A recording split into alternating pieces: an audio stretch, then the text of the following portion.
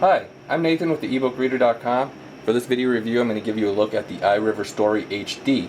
So this is the ebook reader, the first ebook reader to tie in with the Google ebook store, and it's also the first ebook reader to come with the higher definition screen. It's got the 1024 by 768 pixel resolution. Most 6-inch devices have a 600 by 800 resolution. So yeah, it's got a little bit better contrast, a little bit definitely it's more noticeable with like sort of images and smaller text.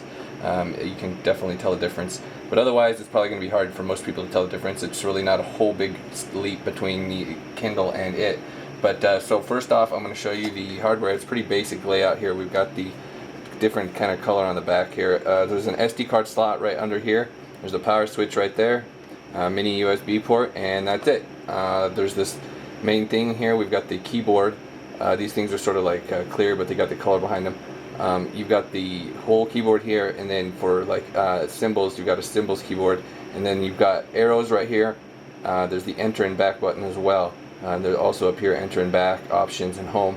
And you do most everything with this little guy right here. You can use it to move the arrow icon up and down, and you also use it to turn pages just by flipping it up and down, or by using the left and right ends. So this is how the home page lays out with the iRiver Story.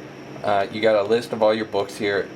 In this section right here, you can switch through, then you go over to, like, if you have an SD card installed or you've got some other books loaded on, it'll be over here in the other lists.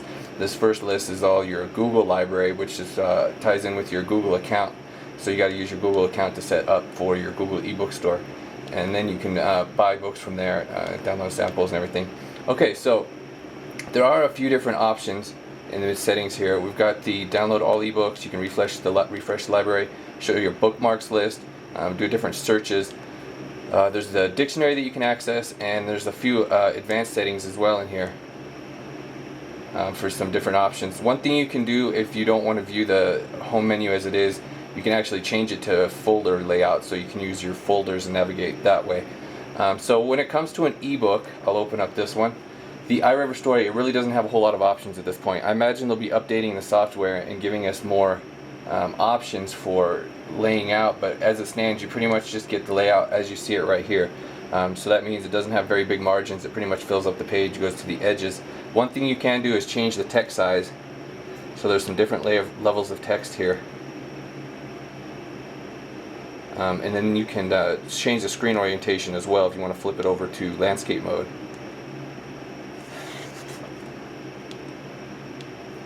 So if you hold down the page button, you can scroll through pages. It scans through them pretty fast. You can go forward and backwards that way. So let's go ahead and switch this back to portrait mode.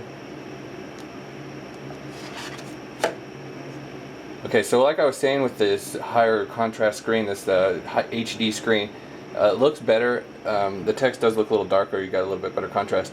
You can tell this most when you have like the really small font, because you can really make it out. It looks really good. I don't usually write in the smaller font, but or read in the smaller font, but you can make it out really well with this HD screen. So like I said, you don't really have a whole lot of options. All you've got is the go-to page. You can add bookmarks and view your bookmarks list.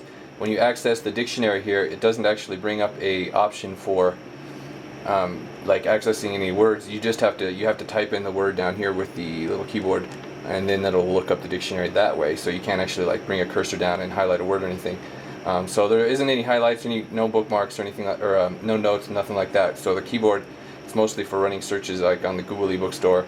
It's not a whole lot of use for it right now. I'm hoping that they'll update and add some more features to it here soon.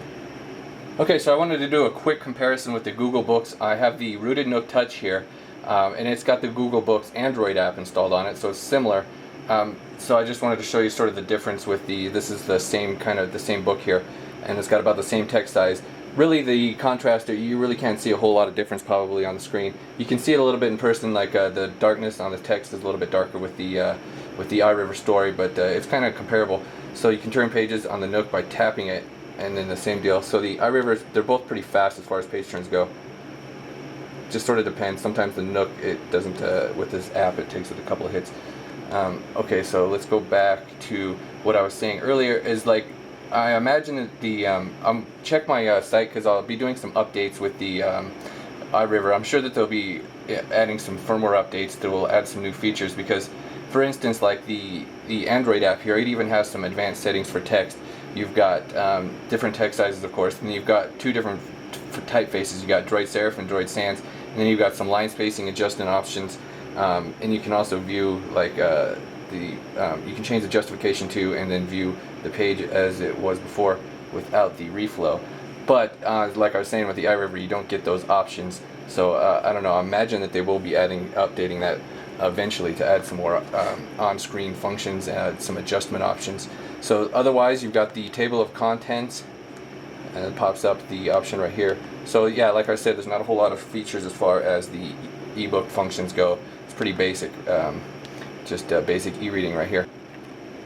Okay, so you can see that the iRiver was obviously inspired by the Kindle. You've got the same kind of keyboard layout down here. One thing that the iRiver, it doesn't have any page buttons on the side. You just use this button, and you can use these arrows if you'd like.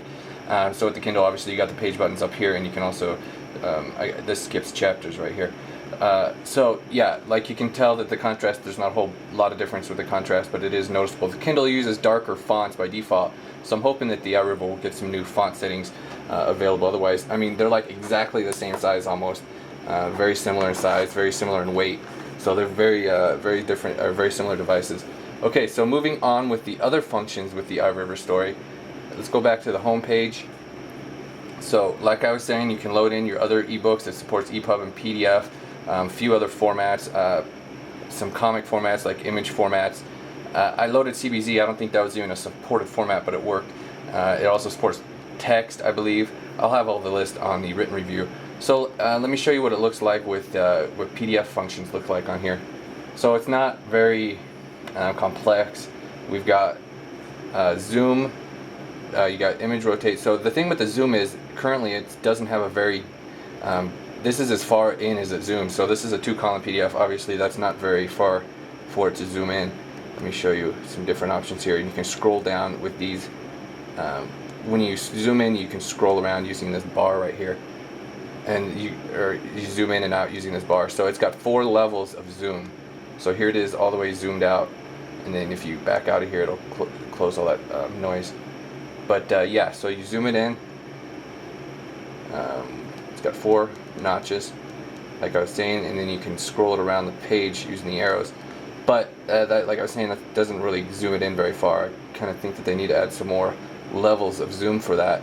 Another option is to do the screen rotation. So you can jump it over to landscape. The thing I've noticed with landscape, I mean, it works pretty well, but there's no zoom settings in landscape, so there's no further way to zoom it in. It's just the default layout right there.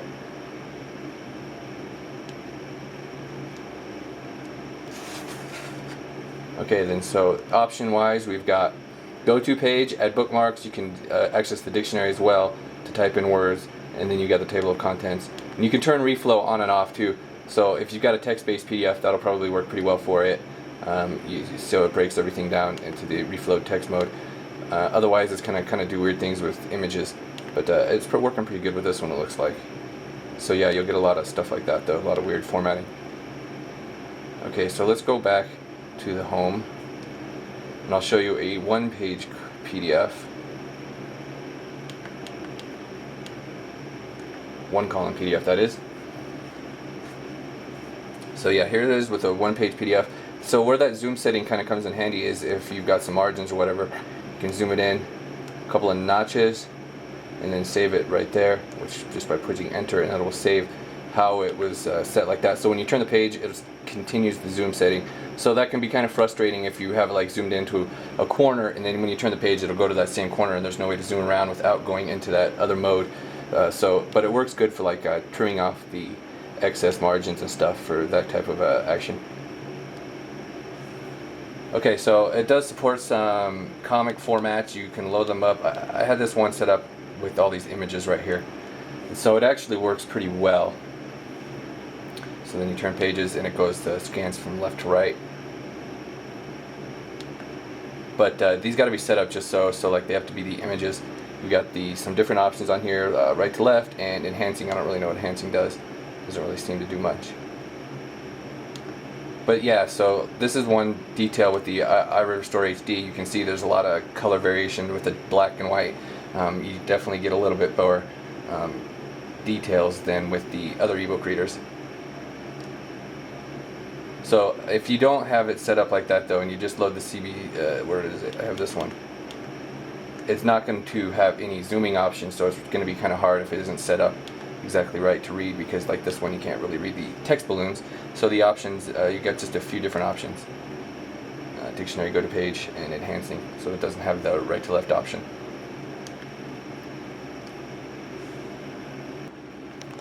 Okay, so the last thing I'm going to go through and show you is the Google ebook store, how it lays out on here, and then I'll show you how to get to the web browser. It's kind of hidden, but you can do it through the Google bookstore here. So we hit this and we'll launch the, it's kind of like a basic browser thing here.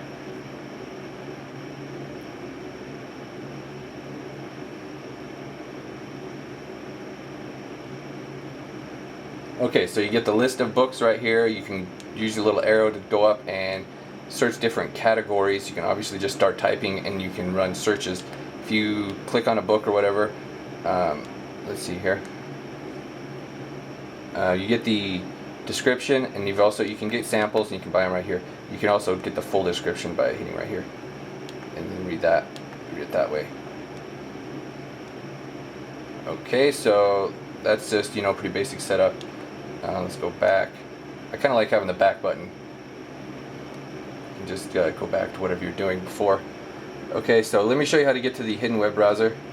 An easy way to do it is just to go down here, go to purchase history, hit enter, and then go down to Google Home right there, and then you can go to the Google home page.